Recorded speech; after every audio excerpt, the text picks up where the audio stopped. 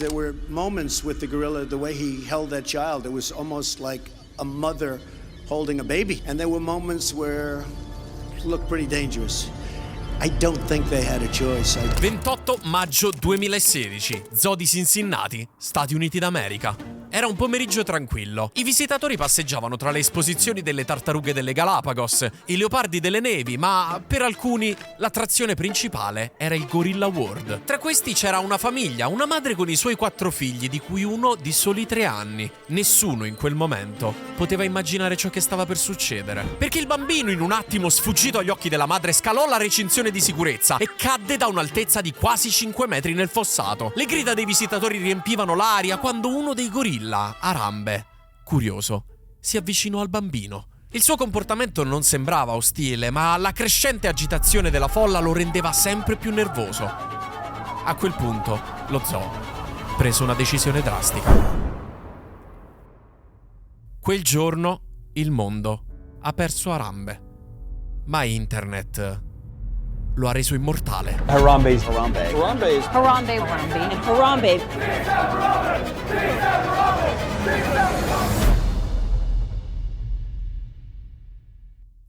Ma com'è successo tutto questo?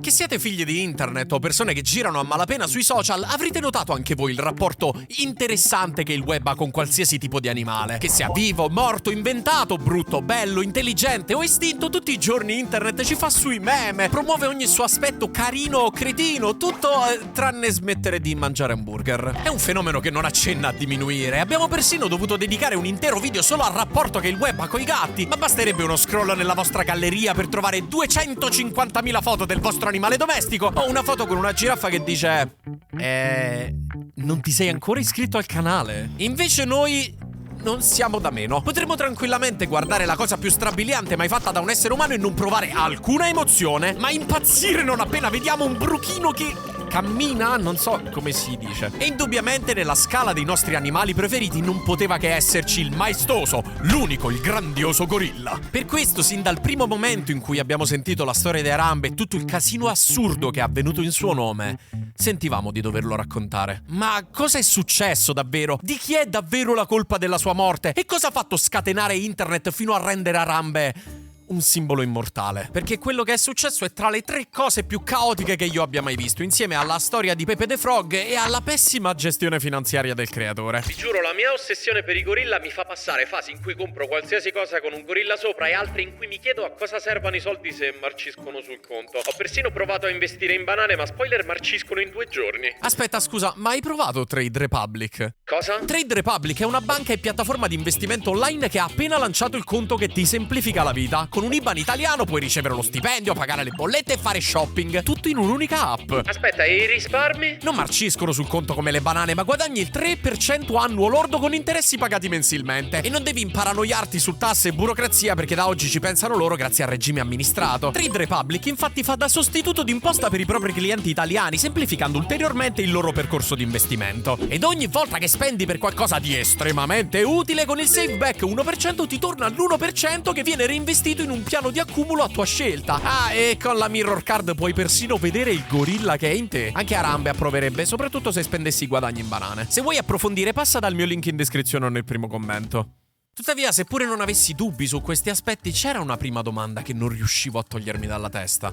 Vedete, Harambe prima della sua morte era un gorilla tranquillo, mangiava le banane, si faceva fare un sacco di foto e faceva le solite 4 cose che può fare un gorilla se è chiuso in uno zoo. Tranne fumare, quello glielo lasciano fare solo in Indonesia. Nacque in uno zoo del Texas nel 1999 e per tutta la sua vita ha vissuto in uno zoo. Nemmeno la sua infanzia fu piacevole, in quanto per via di un incidente quando aveva solo 3 anni, parte della sua famiglia morì e nel 2014 venne trasferito nello zoo di Cincinnati, in Ohio.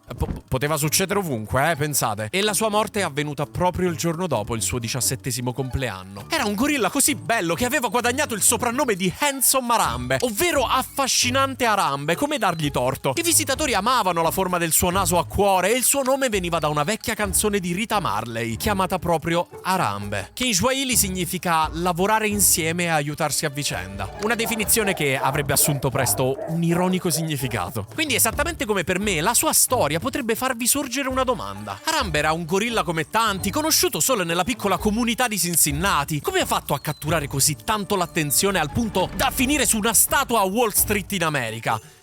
C'è un aspetto del comportamento interessante di internet verso gli animali che non vi ho ancora svelato, perché oltre ai video divertenti condivisi fino alla noia, esiste qualcosa capace di scuotere il web con la stessa forza di un pitbull in un asilo.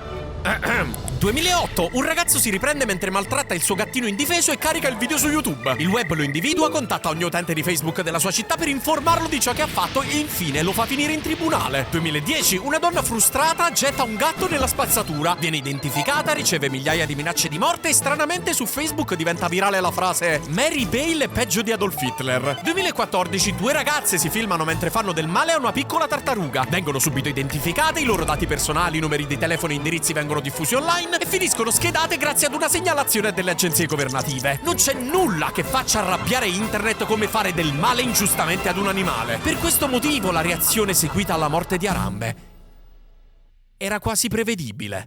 Tuttavia c'è un dettaglio cruciale da considerare. Ciò che è accaduto online ha innescato una reazione a catena che possiamo comprendere solo ricostruendo prima le dinamiche dell'incidente. Perché l'acceso dibattito online è cominciato da una singola domanda: di chi è la colpa? Lo so, non sono Sherlock Holmes e non ho una voce drammatica, quindi mi limiterò ai fatti, distruggendo ogni vostro sogno di gloria di un podcast chiamato Sedia True Crime. Allora, l'incidente vede protagonista un bambino di 3 anni in visita allo zoo con sua madre, impegnata a gestire oltre lui altri 3 figli. Il bimbo, che oggi girerebbe con un iPad in mano scongiurando qualsiasi tipo di movimento che non sia scrollare i miei shorts, vede i gorilla ed entusiasta dice di voler nuotare con loro. Un pensiero che, diciamolo, potrebbe attraversare la mente anche di qualche adulto. Con questa idea in testa, il bambino supera una recinzione alta 91 cm, attraversa circa 1 metro di cespugli e precipita nel fossato dell'habitat dei gorilla da un'altezza di 4,5 metri. A questo punto alcuni gorilla si fanno gli affari loro, ma Harambe, curioso, si avvicina a lui. Il suo comportamento iniziale, come ho detto all'inizio e anche secondo alcuni biologi e primatologi, era protettivo. Tuttavia la folla urlante in preda al panico lo rese nervoso, portandolo a trascinare il bambino nell'acqua. Ora immaginate un gorilla di 200 kg agitato, una forza della natura che se infastidito potrebbe mettervi KO con un paio di pizze. Un bambino di 3 anni non potrebbe mai batterlo in una 1v1. A quel punto, scartata l'ipotesi di un tranquillante che avrebbe richiesto troppo tempo per fare effetto, sapete già com'è andata a finire. La colpa non era di Harambe, la colpa non era del bambino. La vera domanda da porsi è: come può uno zoo progettato principalmente per famiglie avere una recinzione che, pur rispettando ogni protocollo di sicurezza e vantando 38 anni senza incidenti, poteva comunque essere superata così facilmente da un bambino di 3 anni? E infatti la vicenda attirò subito l'attenzione degli attivisti. La sua morte diede vita a un intenso dibattito sull'etica del mantenere animali in cattività e sulla sicurezza degli zoo. Temi che ho approfondito con documentari, articoli e video durante le ricerche, ma che vi invito ad ascoltare da qualcuno che ha sicuramente maggiore competenza di me nell'affrontarli. Tuttavia, di tutta questa situazione, di chi era davvero la colpa dell'incidente, internet aveva un'idea diversa. Perché l'incidente venne registrato da un visitatore anonimo che decise di caricarlo su YouTube. Quel video, in meno di 48 ore, raggiunse oltre 12 milioni di visualizzazioni. I commenti si riempirono di rabbia. La tragica morte di Harambe non solo attirò l'attenzione globale, ma innescò un'ondata di emozioni contrastanti che esplosero sui social con l'hashtag Justice for Harambe. Ma la furia collettiva non si fermò lì. Invece si riversò su una sola persona: la madre del bambino. Petizioni per chiedere che i genitori fossero ritenuti responsabili arrivarono a fiumi. Una di queste raccolse oltre 300.000 firme in appena 2 giorni. E nel frattempo la polizia fu costretta ad avviare indagini sulla famiglia spinta dalla pressione pubblica. Era il classico meccanismo spietato di internet, la ricerca ossessiva di un capro espiatorio per dare un cattivo alla tragedia, risultando in uno tsunami di critiche, molestie e persino minacce di morte, costringendo la famiglia a chiudere ogni account social e vivere nell'ombra, nel tentativo disperato di proteggere il bambino e i suoi fratelli. Alla fine, fortunatamente, la madre venne scagionata da ogni accusa legale. Ma per internet, quello era solo l'inizio. No, that happened at Cincinnati Zoo last weekend. Gorilla shot and killed a Defending its actions. Oh, there are now 17 petitions. A police investigation into the parents of The people gathered here on the street corner near the entrance to the Cincinnati Zoo. It just takes 1 second. I will tell you, they probably had no choice. Nei giorni successivi, vista la popolarità della vicenda, numerosi notiziari di tutto il mondo si gettarono come avvoltoi sul corpo senza vita di Harambe. Si discuteva dell'incidente, dello zoo e della situazione della famiglia coinvolta. Il clamore pubblico, l'intervento degli attivisti spinse persino altri zoo a rafforzare le proprie misure di sicurezza per paura di ricevere critiche e polemiche. Eppure, come ogni scandalo che si rispetti, anche questo cominciò a perdere forza. 10 giorni dopo, Gorilla World al Cincinnati Zoo riaprì con nuove barriere scintillanti, pronte a resistere a qualsiasi bambino che ha appena visto una nuova mossa di wrestling. Sulla carta, la morte di Harambe avrebbe potuto essere archiviata come uno dei tanti incidenti dimenticabili che popolano i notiziari, una nota a piedi pagina nella storia degli animali uccisi ingiustamente. Tuttavia, internet non dimentica. E come succede con ogni cosa assurda sul web, tutto iniziò come uno scherzo.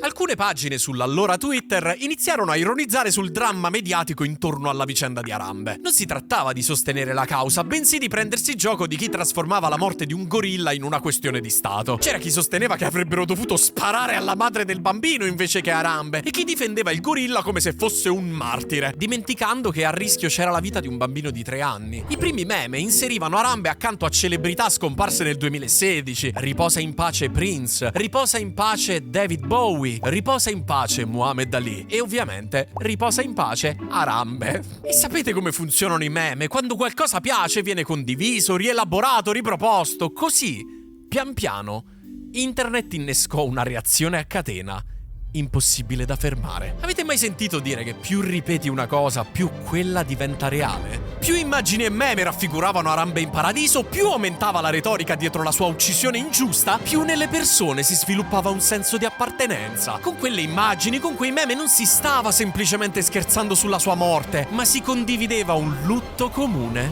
per Harambe. Ed in questo strano miscuglio di ironia e solidarietà emerse una frase che presto sarebbe diventata il simbolo del movimento. Un'espressione primitiva e istintiva per rispondere alla perdita di un compagno primate. Dicks out for Harambe! Dicks out for Harambe! Hey, dicks out for Harambe! Dicks out for Harambe! Dicks out for Harambe! Dicks out for Harambe! Dicks out! Dicks out! Dicks out! Dicks out! Dicks out! Improvvisamente Harambe era tornato in vita attraverso internet. Ovviamente la frase non andava presa alla lettera, era un vecchio slang da gangster per dire preparatevi, tirate fuori le armi perché si fa sul serio. Ma Harambe non era solo una battuta, scese al ruolo di guardiano delle porte del paradiso, accogliendo celebrità e meme defunti con un sorriso simbolico. Online centinaia di migliaia di persone condividevano il lutto, trasformando la sua morte in un fenomeno globale. Nei mesi successivi Harambe era ovunque. Tributi musicali, murales, graffiti e persino un videogioco celebravano la sua memoria. C'erano petizioni per mettere il suo volto sul Monte Rushmore, al Lincoln Memorial, sulla banconota da $1. E sono convinto che se dicessi che arrivati a 30.000 mi piace cambio il nome del canale in La sedia a 2 Harambe ci arriverei in un secondo. Persino Elon Musk, molto prima di diventare la figura eccentrica e controversa che conosciamo oggi, rilasciò una canzone chiamata Rip Harambe. Numerosi eventi meme prendevano vita dove si incoraggiavano addirittura le persone a riunirsi per mostrare solidarietà e amore per Harambe, anche se non tutte promuovevano cose positive. Inoltre, veglie a lume di candela si tenevano in molte città, riunendo gruppi di persone per celebrare il lutto. Una di queste, a Londra, raggiunse oltre 3.000 partecipanti. Persino qui in Italia, da allora e ancora oggi, onoriamo la sua memoria inserendo il suo nome nei sondaggi aperti. Una tendenza e ora una tradizione nata per caso e incoraggiata dalle popolari pagine di meme di quel tempo. Che si tratti di dare un nome a un ponte, una piazza o un monumento, puoi scommettere di trovare tra i suggerimenti il nome di Harambe. E addirittura nel 2021 fu realizzata una gigantesca statua di bronzo alta oltre 2 metri e raffigurante Harambe, inizialmente collocata davanti al celebre toro di Wall Street, circondata da oltre 10.000 banane, poi spostata davanti alla sede centrale di Facebook in California come simbolo contro le disuguaglianze di ricchezza tra l'elite finanziaria e la gente comune, oltre a simboleggiare tutto quello che la società potrebbe essere se smettessimo di fare gli idioti. Harambe era diventato più di un gorilla, era un simbolo, un martire, una ragione per scrivere Harambe vive con un emoji del gorilla nei commenti. Ma mentre oggi ricordiamo Harambe con un sorriso, in quei giorni, con quell'esplosione di popolarità, nessuno poteva immaginare la terribile piega